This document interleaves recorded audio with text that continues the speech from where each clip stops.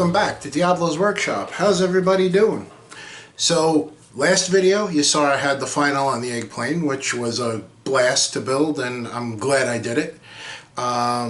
Again, many thanks to Charlie Mack and Dan Munchkin Modeling Man 72 for hosting that. It was just a fun build, and for me personally, it was something that I guess I needed that break of building something not so serious.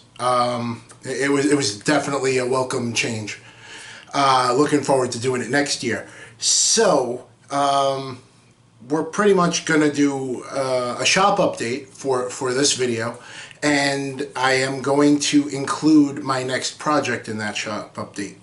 So the Nova, after many trials and tribulations with the bodywork and just stuff that I did stupid things, putting my thumb through the vent window post, that type of stuff. It is finally back in final clear. All the decals are on. I did that yesterday, and I'm gonna let that cure for the week. I'll go back, wet sand it slightly, polish it out, and I just need to do the trim on the windshield and the rear window. I have the windows already polished out, ready to go in, and barring no major catastrophes, I should have a final on that real soon. And I'm real happy with the way it came out, so that's that. The Caddy, that build, I am just plugging along on it. I'm doing a little at a time when I'm feeling fresh. I'm really kind of going out of my comfort zone on a lot of things with that build, so I'm approaching it where I do a little bit at a time. I'm not overwhelming myself with it, and it's coming out awesome.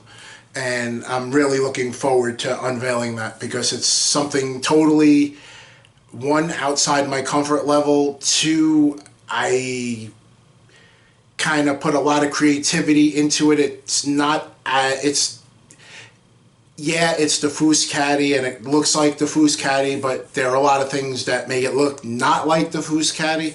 I didn't want it to look like everybody else's Foose Caddy on the table, or box stock Foose Caddy. So I changed things up a little, and I'm real happy with the way it came out. So I'm plugging along on that. I got some really cool stuff for the motor, and I'm plugging. That's what I'm working on currently. I think when I do have the motor complete, before I put it in the car, I will do a video on that, because there's a few products I want to point out which are awesome, and I think everybody would benefit from seeing them and even using them. So, without further ado, my new project is pretty much going along with the Diversified Scalers at their show, and then at NNL East they usually bring their parking lot diorama, and if you guys haven't seen it, it is just amazing. They did a real good job recreating a strip mall kind of a strip mall and the associated parking lot. And what they do, they have, every year they have a theme for the parking lot diorama.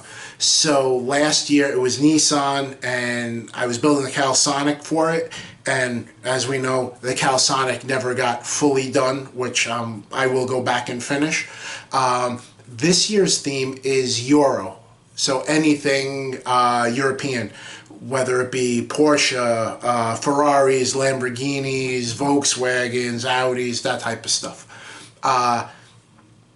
So I kind of thought to myself, I don't want to get into the same position I was last year and not getting the build finished for that diorama.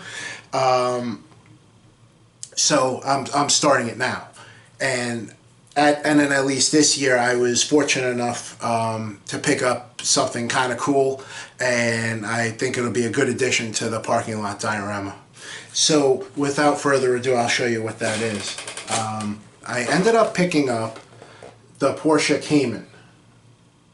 But because Diablo can't leave well enough alone, I went over to my friend Chris Hales at C1 Models, and I knew he had a trans kit for that kit, and I ended up picking up the trans kit to transform the regular Cayman into the Cayman R. There's not a lot of differences to the naked eye, but there are a few things, and it's definitely a cool kit as an add-on. I pretty much have a color decided. I'm going to go with the Porsche Acid Green. I have quite a lot of it on hand, and it was kind of back and forth between the actual color on the box art there, the Peridot, and I have a place to get the Peridot, but I don't know. I'm feeling the Acid Green, so I think that's what I'm going with. And at some point, I am going to add some carbon fiber decals here and there around it, just to spice it up a little bit more than it is. Not that Acid Green needs to be spiced up any more than it is, but it'll definitely be kind of cool. So that's my what I'm working on for that build. And I have a side project. Excuse me. I have a side project I'm working on, and that I'm kind of keeping under wraps, but it kind of could sneak into the diorama. Trust me, there will not be one like it there. I'm kind of thinking way outside the box on this one, and if I'm able to pull it off, it'll be pretty cool. However, I will do a final on it and show everybody what it is once it's done.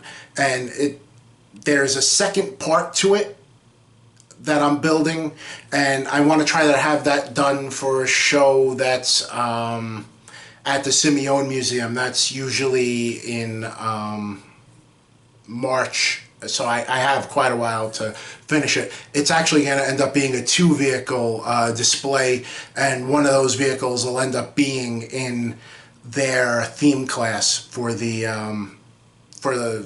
Porsche 917. So the second part of it's going to be a Porsche 917. The first part is kind of cool, and I'll get into that when I do the reveal on the final.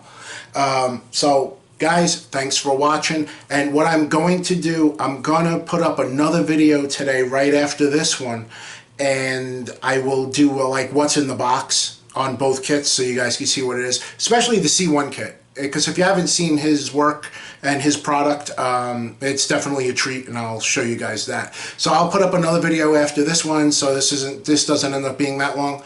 Again, thanks for watching, and remember, the devil is in the details.